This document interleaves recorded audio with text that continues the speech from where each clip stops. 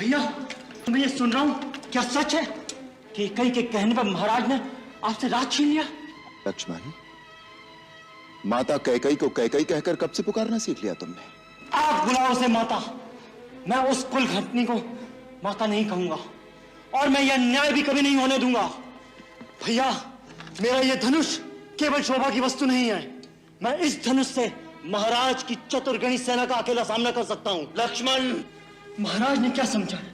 राम बड़ा विनयशील है, वो चुपचाप सब कुछ सहन कर लेगा।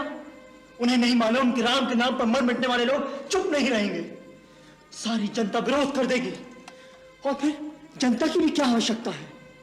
उनका ये दास लक्ष्मण अकेला ही महाराज और उनकी पूरी सेना के लिए पर्याप्त है। और भरत भी आ गया तो उसे भी छठी का दूध याद दिला दूंगा। चुप रहो लक्ष्मण, अनर्गल बातें मत करो। आप बीच में मत पड़ो भैया। अन्याय सेना क्षत्रिय धर्म के विरुद्ध है। शत्रु वार करे और क्षत्रिय उसका उत्तर न दे, ये उसकी वीरता पर धिक्कार है। जो राज सिंहासन प्रजा में घोषणा करके आपको दिया जा चुका है, उस राज सिंहासन पर बैठने का अधिकारी कोई नहीं हो सकता, सो महाराज भी नहीं।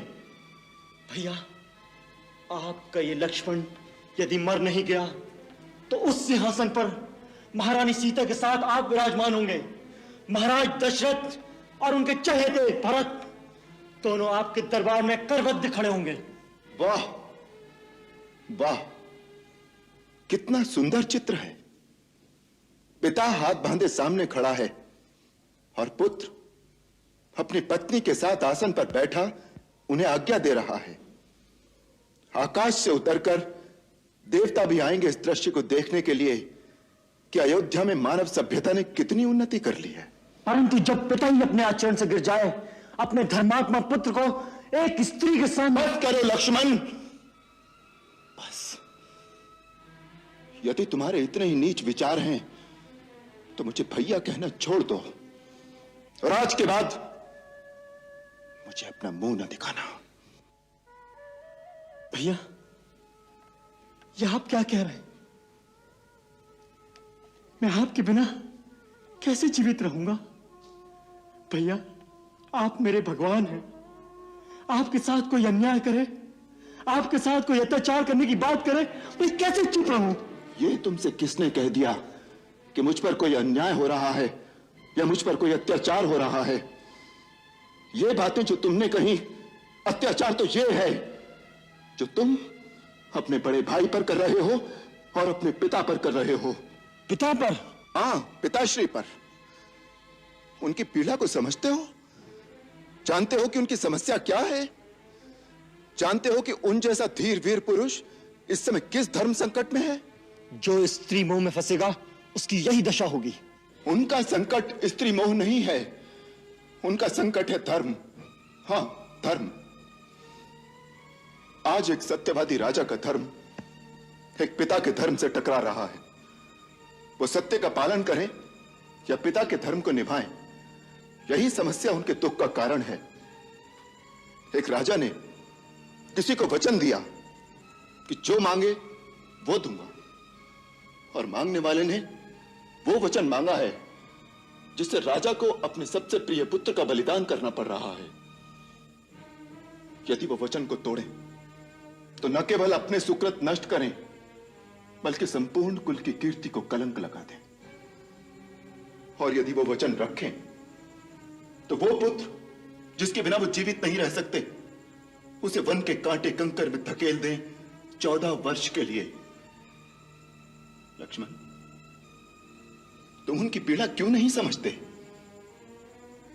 उनकी अवस्था आज उस घायल शेर की तरह है जो किसी शिकारी के जाल में फंस गया है, और ऐसे असहाय शेर पर तुम अपने तीर चलाकर अपनी वीरता दिखाना चाहते हो।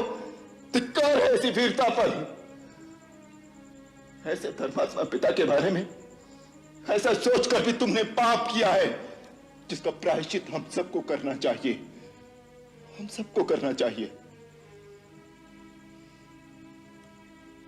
उन्हें यदि अपने धर्म की चिंता ना होती तो आज वो इतने दुखी ना होते।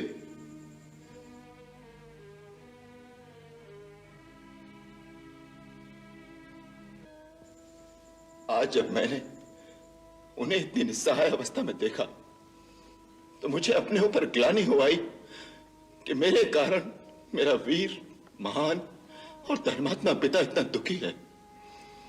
मैंने अपना कर्तव्य निश्चित करने में एक पल की भी देरी नहीं की, क्योंकि पुत्र होने के नाते मेरा एक ही कर्तव्य है कि मैं वही काम करूं जिसमें उनके सत्य, उनके धर्म, उनकी प्रतिज्ञा की क्षति ना हो, बल्कि उनकी कीर्ति बढ़े, उनका यश मलिन ना हो।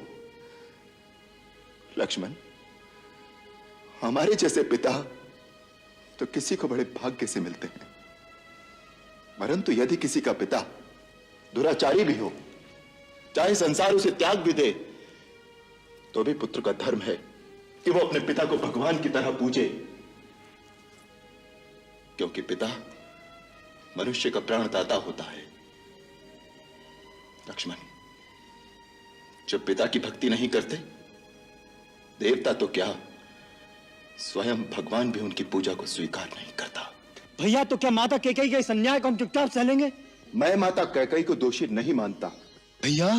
हाँ लक्ष्मण, बचपन से लेकर आज तक माता कैकेयी ने हमें कितना स्नेह, कितना दुलार दिया है, वो भूल गए? वो तो निश्चल प्रेम की एक ऐसी पवित्र नदी है जिसमें सदा स्नेह की लहरें उठती रहती थी। ऐसे निश्चल पवित्र प्रेम की नदी एक दिन में कैसे सूख गई, ये मेरी समझ में नहीं आ रहा। संसार में बहुत सी अनहोनी बातें ऐसी होती हैं जो मनुष्य की समझ में नहीं आती। अकस्मात एक दिन कोई भूकंप आता है जो मनुष्य के जीवन को उथल पुथल कर देता है। ऐसे समय किसी दूसरे को दोष नहीं देना चाहिए, उसे दैववश मानकर, अपना प्रारब्ध मानकर स्वीकार कर लेना चाहिए। आज जो हो रहा है वो होनी करा रही है। जो विधना है जिसने माता कैकेयी जैसी स्नेहमयी और पुण्यशीला स्त्री को ऐसी बुद्धि दे दी है। यदि ये होनी है तो मैं होनी से भी नहीं हारना चाहता। वीरों के पुरुषार्थ की परीक्षा ऐसे ही आपत्ति काल में होती है। आपत्ति काल में केवल वीरता की ही परीक्षा नहीं होती, मनुष्य के धर्म की भी परीक्षा होती है। लक्ष्मण, वीरता केवल शस्त्र उठाने को ही नहीं कहते। कभी कभी शस्त्र न उठाना परम वीरता की निशानी हो सकता है।